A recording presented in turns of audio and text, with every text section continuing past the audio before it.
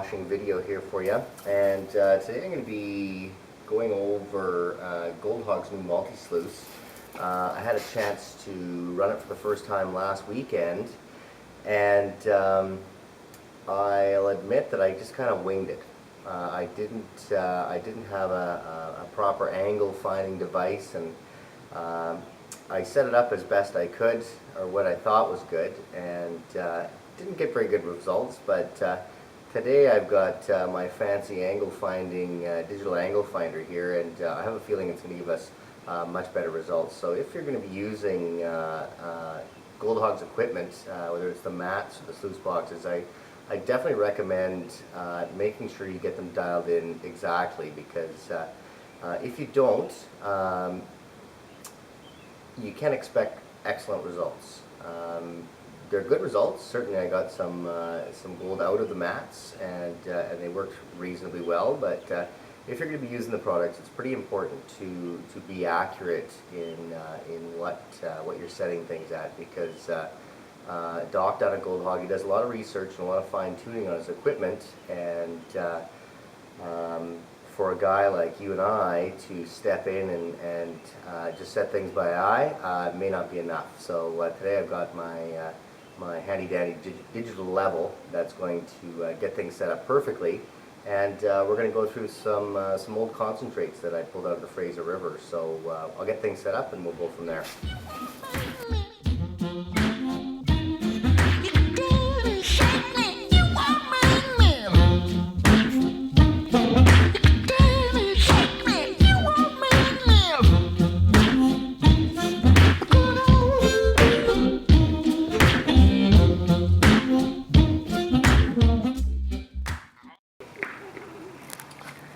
Okay, so that's what I started out with. That's my pile of concentrates. There's about I don't know, about 2 gallons or so of concentrates there, and I would suggest that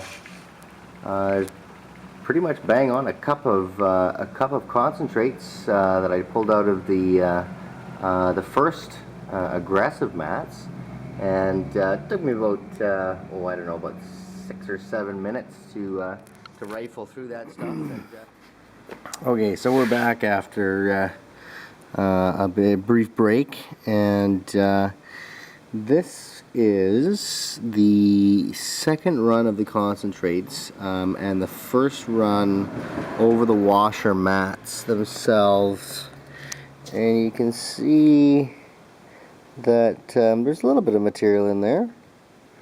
I don't know, some of it's very, very small. Again, my camera, oh yeah, you can see a bit of it there right in the center of the screen. And that's all super duper fine gold. And a few other larger, I guess, irregular looking pieces, and but really not much in there. But like I said, this is stuff that I've been over once before. And so this is a rerun of some old concentrates, but this is the second run, which is the first run through the washer mat. So I'm expecting most of the gold to be in the first run, the one that went through the aggressive mats. So we'll pan that up and see what it looks like too. Okay, so here's my my total for my my take on my old concentrates. I'm pretty happy with what I see here, because there's not much in there.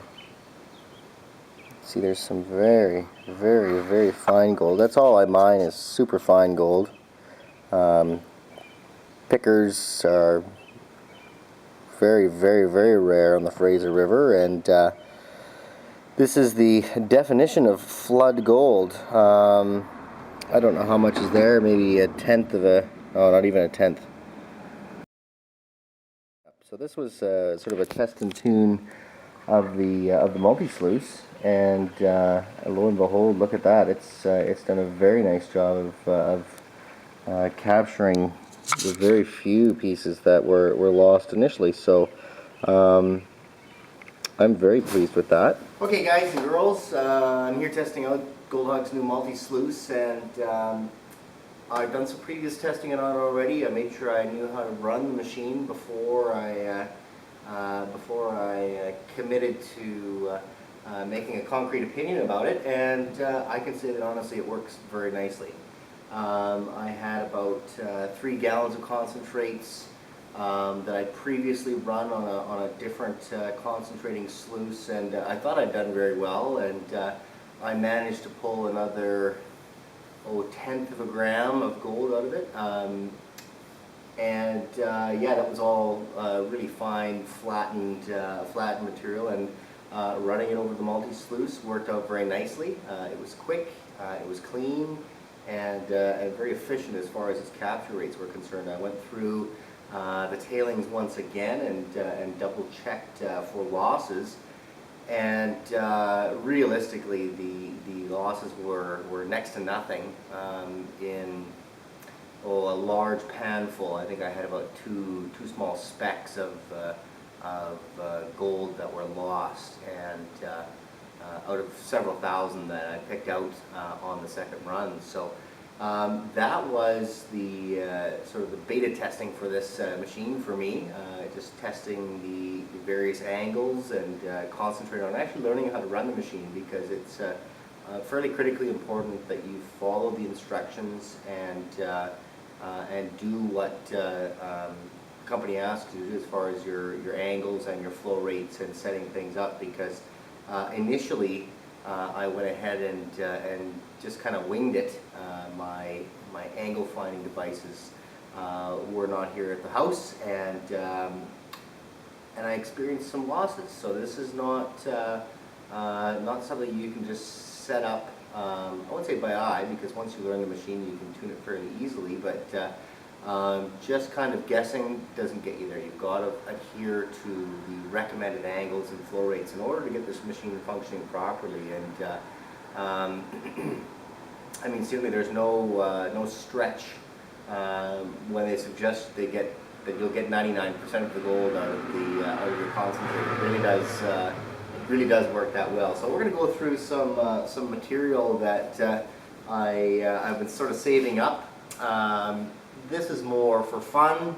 I know there's gold in it. It's not a tedious second, third run on old tailings, so we'll actually get to see the gold and how it hangs up in the sluice a little bit better, because on the last testing run it was quite difficult to see the gold because it was stacked so far down inside the matting. So on this run we're going to get to see some yellow, and we're going to get to analyze how it hangs up in the sluice, and see what we get in the end. So I'm going to get this thing fired up, and we shall see how it does. I'm pretty confident we'll do really well.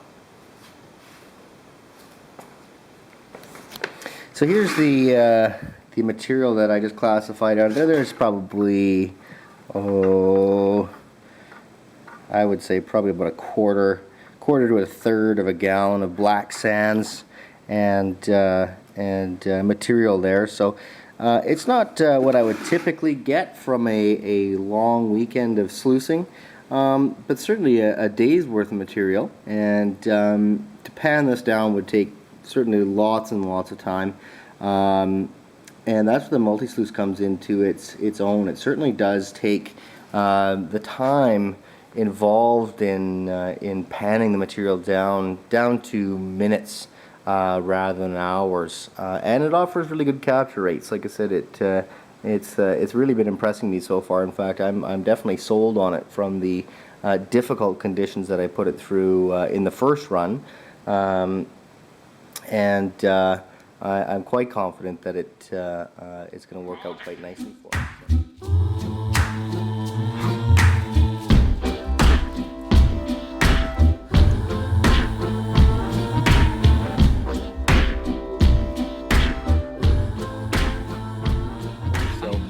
We can take the header box out here, and this is a nice little design feature. Putting water into a finishing sluice is always a bit of a challenge as far as what the actual design work, and this one works quite nicely.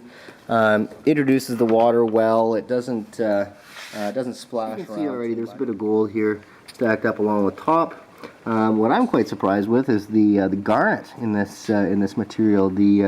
The sand inside here has actually got almost a purple hue to it on account of all the garnet that's kicking around here. But you can see quite clearly how there's gold here. Like I said, just stacked up in the front. There's quite a nice pile trapped down inside there.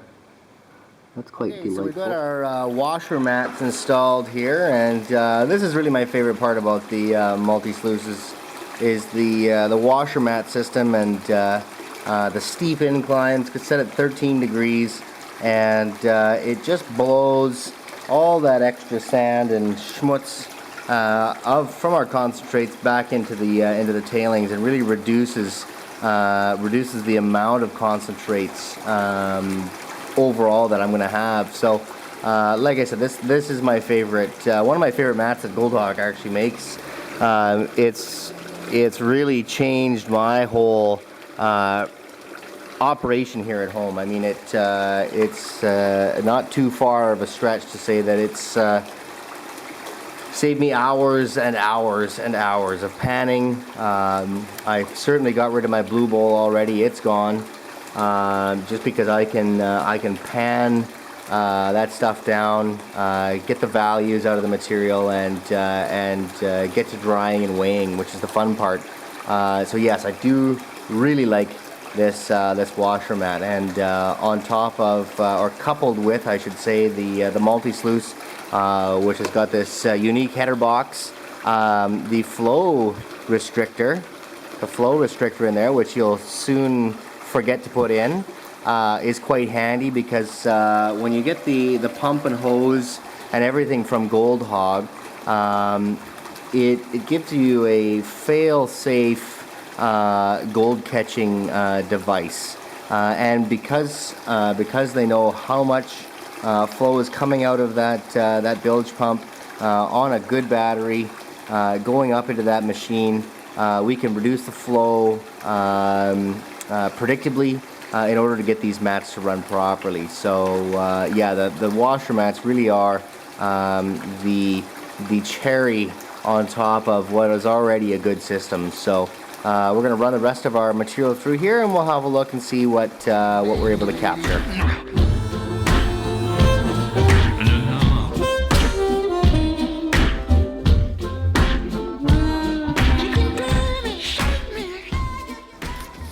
Okay, so that's the end of the first and probably only washer mat run for me on this test. Normally I would run the second run through the washer mat with this stuff here, but realistically, the lion's share of the gold is already up top here, and I don't think my battery is going to support multiple runs here today, but we'll go through it here later on and find out what's in there. So that washer mat, how do I love thee. Here we've got a couple nice lines of nice clean gold. You know, it's really really amazing how the first few runs here are just bare of black sand, and yet the gold just loves to hang out in there. Okay, so we've got our concentrates from the Multisluice here. I did my final cleanup after doing the last run, the second run, not the last run on the Multisluice, but or sorry, the second run on the washer mats. And here's what I've got left over. There's probably about maybe 2 tablespoons in there, and this is where we started off from. There's a good, oh, I don't know. Well, that's basically about quarter to a third of a gallon of material there. That's all the undersized stuff, because remember I did classify it down before I started. I still have those oversized concentrates there that I've yet to pan down, but what I'm going to do, I'm going to pan down the tailings and see what kind of results we got as far as capture rates are concerned. So let's give it a whirl, and we'll go from there.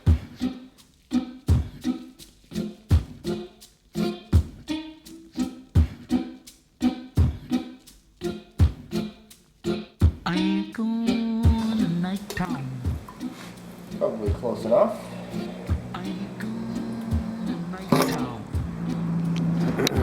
Okay, so here are the losses this is what I've lost.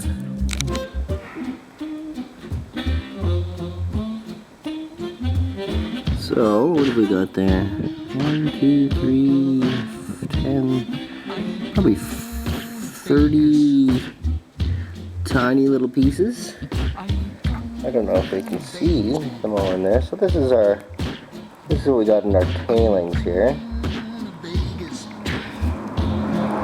So that's not too bad. I expect to see quite a bit more in the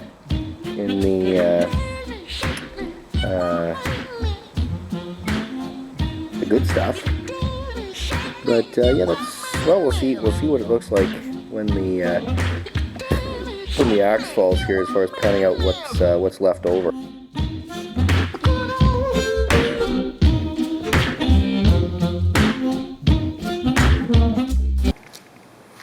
Okay, so we got the gold all dried out, and we're going to give it a weigh up here. I put the leftovers from the tailings on there, and there was no register on the scale. So we'll see what we ended up here. So we got 1.34 grams, and well, even if the gold did show a weight, if I had a scale more accurate, it might have been, let's say it was 0.01 of a gram. And so even if it's 0.01, let's see here, gotta bring my calculator up.